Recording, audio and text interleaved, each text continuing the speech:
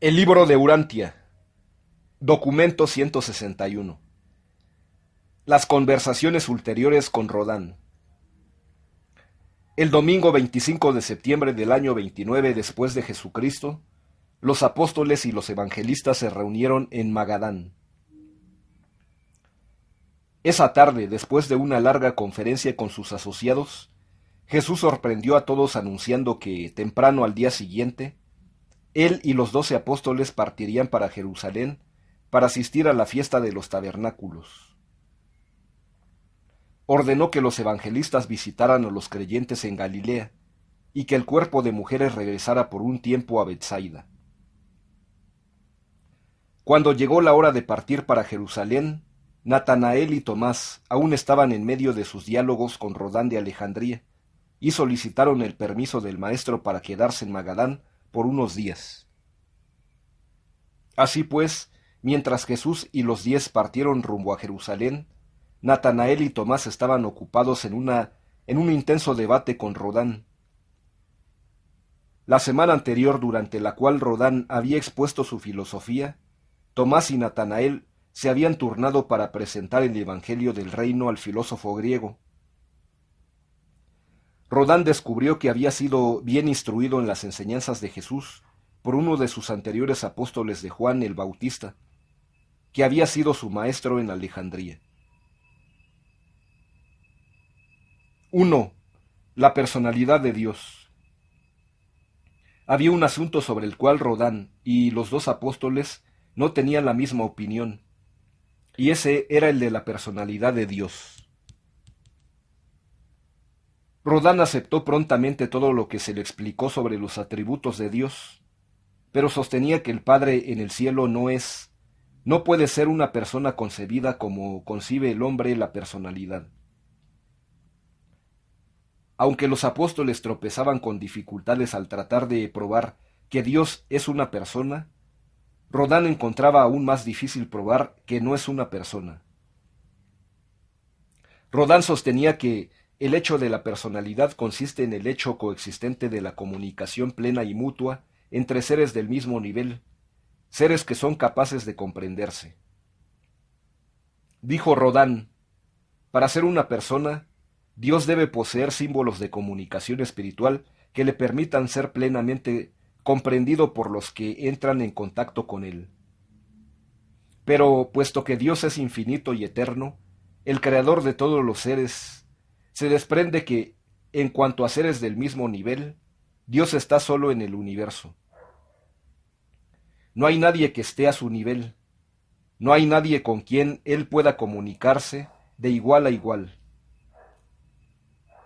Dios puede bien ser la fuente de toda personalidad, pero como tal él trasciende la personalidad, así como el Creador está más allá de la criatura. Ese punto de vista preocupó grandemente a Tomás y Natanael, y pidieron a Jesús que los ayudara. Pero el maestro se negó a participar en las disertaciones. Pero sí le dijo a Tomás, poco importa qué idea del Padre podáis tener, siempre y cuando conozcáis espiritualmente el ideal de su naturaleza infinita y eterna. Tomás sostenía que Dios se comunicaba con el hombre, y por consiguiente que el Padre es una persona, aún dentro de la definición de Rodán. Esto fue rechazado por el griego sobre la base de que Dios no se revela personalmente, que Dios es todavía un misterio. Entonces Natanael apeló a su propia experiencia personal con Dios, y eso lo aceptó Rodán, afirmando que recientemente había tenido experiencias similares, pero estas experiencias, sostenía él, probaban solamente la realidad de Dios y no su personalidad.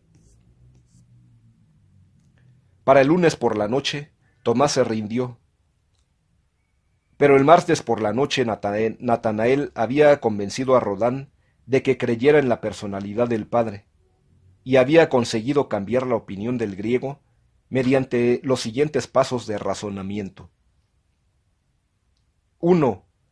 El Padre en el paraíso goza igualdad de comunicación, por lo menos con 2 otros seres que son totalmente iguales a él, y completamente como él. el Hijo Eterno y el Espíritu Infinito. En vista de la doctrina de la Trinidad, el griego tuvo que reconocer la posibilidad de la personalidad del Padre Universal. Fue la consideración posterior de estas discusiones la que llevó al concepto ampliado de la Trinidad en la mente de los 12 apóstoles. Por supuesto, era creencia general que Jesús era el Hijo Eterno. 2. Puesto que Jesús era igual al Padre, y puesto que este Hijo había logrado manifestar su personalidad a sus hijos en la tierra, este fenómeno constituía prueba de hecho y demostración de la posibilidad, de la posesión de personalidad por parte de las tres deidades, y solucionaba para siempre la cuestión sobre la habilidad de Dios para comunicarse con el hombre, y la posibilidad del hombre de comunicarse con Dios. 3. Que Jesús estaba en términos de asociación mutua y comunicación perfecta con el hombre, que Jesús era el Hijo de Dios, que la relación del Hijo y el Padre presupone una igualdad de comunicación y una mutualidad de comprensión afín, que Jesús y el Padre eran uno, que Jesús mantenía al mismo tiempo una comunicación comprensiva tanto con Dios como con el hombre, y que puesto que tanto Dios como el hombre comprendían el significado de los símbolos de la comunicación de Jesús, tanto Dios como el hombre poseían los atributos de la personalidad en cuanto se refería a los requisitos necesarios para intercomunicarse, que la personalidad de Jesús demostraba la personalidad de Dios, mientras probaba conclusivamente la presencia de Dios en el hombre, que dos cosas que están relacionadas con una tercera están relacionadas entre sí. 4. Que la personalidad representa el concepto más elevado que tiene el hombre de la realidad humana y valores divinos. Que Dios también representa el concepto más elevado del hombre de la realidad divina y de los valores infinitos. Por consiguiente, que Dios debe ser una personalidad divina e infinita, una personalidad en la realidad, aunque infinita y eternamente trascendente del concepto del hombre y de la definición de la personalidad, pero sin embargo siempre y universalmente una personalidad. 5. Que Dios debe ser una personalidad, puesto que Él es el creador de toda personalidad y el destino de toda personalidad. Rodán había sido enormemente influido por la enseñanza de Jesús. Sé pues perfecto, así como es perfecto tu Padre en el cielo. Cuando Rodán escuchó estos argumentos, dijo: Estoy convencido, confesaré a Dios como persona. Si vosotros me permitís cualificar mi confesión de esta creencia, otorgando al significado de la personalidad un grupo de valores ampliados, tales como sobrehumano, trascendental, supremo, infinito, eterno, final y universal. Estoy ahora convencido de que mientras Dios debe ser infinitamente más que una personalidad, no puede ser nada menos. Estoy satisfecho de concluir esta discusión y de aceptar a Jesús como la revelación personal del Padre y la satisfacción de todos los factores no satisfechos en la lógica, la razón y la filosofía. 2. La naturaleza divina de Jesús. Puesto que Natanael y Tomás habían aprobado tan plenamente los puntos de vista de Rodán sobre el Evangelio del Reino, tan solo quedaba un punto más por considerar: la enseñanza que trata de la naturaleza divina de Jesús, una doctrina que acababa de ser anunciada públicamente. Natanael y Tomás conjuntamente presentaron sus puntos de vista sobre la naturaleza divina del Maestro, y la siguiente narrativa es una presentación condensada, reorganizada y mantenida de nuevo de sus enseñanzas. 1. Jesús ha admitido su divinidad, y nosotros le creemos. Muchas cosas notables han sucedido en relación con su ministerio que podemos comprender solo si creemos que Él es el Hijo de Dios, así como también el Hijo del Hombre. 2. Su vida con nosotros ejemplifica el ideal de la amistad humana. Solo un ser divino podría ser un amigo humano de esta índole. Es la persona más verdaderamente generosa que hemos conocido jamás. Es amigo aún de los pecadores. Se atreve a amar a sus enemigos. Es muy leal con nosotros. Aunque no vacila en reprocharnos, está claro que nos ama verdaderamente. Cuanto más lo conozcáis, más lo amaréis. Os encantará su devoción constante. A lo largo de todos estos años, a pesar de nuestro fracaso para comprender su misión, ha sido un amigo fiel. Aunque no hace uso de la lisonja, nos trata a todos con igual dulzura. Es invariablemente tierno y compasivo. Ha compartido su vida y todo lo demás con nosotros. Nosotros somos una comunidad feliz. Compartimos todas las cosas. No creemos que un mero ser humano podría vivir una vida tan limpia de culpa bajo tales circunstancias difíciles. 3. Pensamos que Jesús es divino porque nunca hace nada mal, no comete errores. Su sabiduría es extraordinaria, su piedad enorme. Vive día tras día en acuerdo perfecto con la voluntad del Padre. Nunca se arrepiente de malas acciones porque no transgrede ninguna de las leyes del Padre. Ora por nosotros y con nosotros, pero nunca nos pide que oremos por Él. Creemos que está constantemente libre de pecado. No creemos que un ser solo humano nunca haya profesado vivir una vida semejante. Afirma que vive una vida perfecta, y nosotros vemos que así lo es. Nuestra piedad nace del arrepentimiento, pero su piedad nace de la rectitud. Aún profesa perdonar pecados y cura enfermedades. Nadie quien tan solo es un hombre mortal, pero está en su sano juicio, profesaría perdonar pecados. Esa es una prerrogativa divina, y nos ha aparecido así de perfecto en su rectitud desde los tiempos de nuestros primeros contactos con Él. Nosotros creemos en la gracia y en el conocimiento de la verdad, pero nuestro Maestro exhibe madurez de rectitud desde el principio. Todos los hombres, buenos y malos, reconocen estos elementos de bondad en Jesús. Sin embargo, su piedad no es jamás sobrecogedora ni ostentosa. Es a la vez humilde y audaz. Parece probar nuestra creencia en su divinidad. Es lo que profesa ser, o de lo contrario es el hipócrita y fraude más grande que el mundo haya conocido jamás. Nosotros estamos persuadidos de que Él es exactamente lo que dice ser. 4.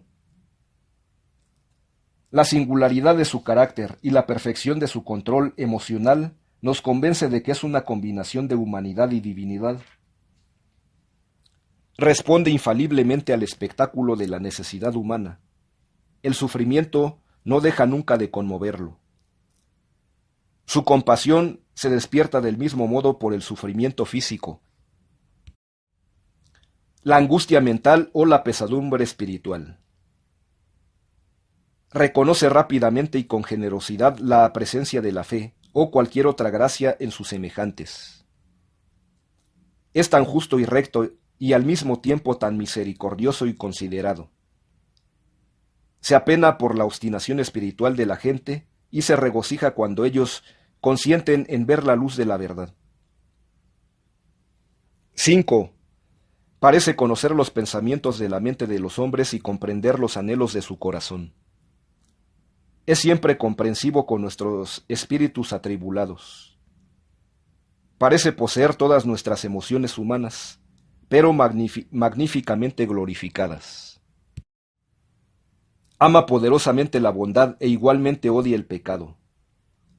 Posee una conciencia sobrehumana de la presencia de la deidad. Ora como un hombre, pero actúa como un dios.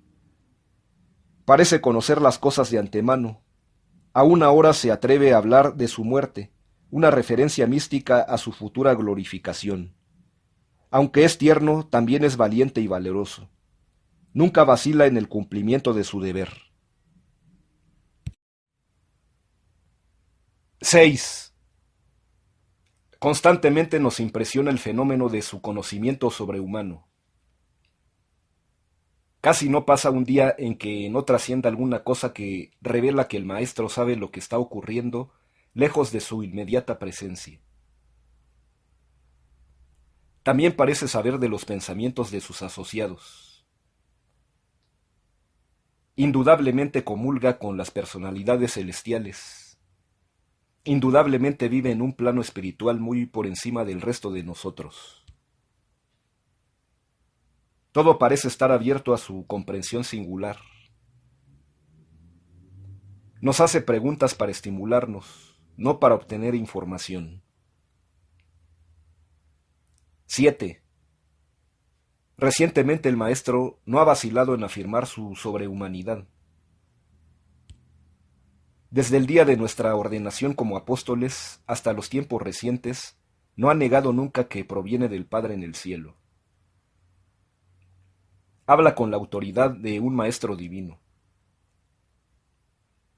El maestro no vacila en refutar las enseñanzas religiosas de hoy y en declarar el nuevo evangelio con autoridad positiva. Es positivo, firme y confirmativo. Aun Juan el Bautista, cuando escuchó a Jesús hablar, declaró que era el Hijo de Dios. Parece ser muy suficiente dentro de sí mismo. No anhela el apoyo de las multitudes. Es indiferente a la opinión de los hombres. Es valiente y sin embargo tan libre de orgullo. 8. Habla constantemente de Dios como un asociado siempre presente en todo lo que hace. No hace sino el bien, porque Dios parece estar con él. Hace las declaraciones más sorprendentes sobre sí mismo y su misión en la tierra, afirmaciones que serían absurdas si no fuese divino. Cierta vez declaró: antes de que fuera Abraham, yo soy. Definitivamente ha afirmado su divinidad. Profesa estar en asociación con Dios. Prácticamente agota las posibilidades del lenguaje en la reiteración de su declaración de una asociación íntima con el Padre Celestial. Aún se atreve a afirmar que Él y el Padre son uno. Dice que el que lo haya visto a Él, ha visto al Padre. Dice y hace todas estas cosas extraordinarias con tal naturalidad infantil. Se refiere a su asociación con el Padre de la misma manera en que se refiere a su asociación con nosotros. Parece estar tan seguro de Dios que habla de estas relaciones en una forma perfectamente natural. 9. En su vida de oración parece comunicarse directamente con su Padre. Hemos oído pocas de sus oraciones, pero estas pocas parecen indicar que habla con Dios, en realidad como si estuviera cara a cara. Parece conocer el futuro tan bien como el pasado. Simplemente no podría ser y hacer todas estas cosas extraordinarias a menos que fuera algo más que humano. Sabemos que es humano, estamos seguros de eso, pero estamos casi igualmente seguros de que es también divino. Creemos que es divino. Estamos convencidos de que es el Hijo del Hombre y el Hijo de Dios. Al concluir Natanael y Tomás sus diálogos con Rodán, se fueron deprisa en dirección a Jerusalén para reunirse con los demás apóstoles, llegando el viernes de esta semana. Esta había sido una experiencia en la vida de estos tres creyentes, y los demás apóstoles mucho aprendieron del relato de Natanael y Tomás sobre estas experiencias.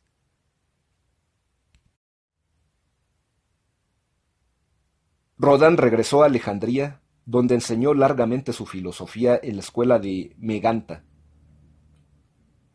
Con el tiempo llegó a ser un personaje poderoso en los asuntos del reino del cielo. Fue un creyente fiel hasta el fin de sus días en la tierra, habiendo entregado su vida con otros en gracia, cuando las persecuciones estaban en su apogeo. 3. Las mentes humanas y divina de Jesús. La conciencia de la divinidad creció gradualmente en la mente de Jesús hasta la ocasión de su bautismo.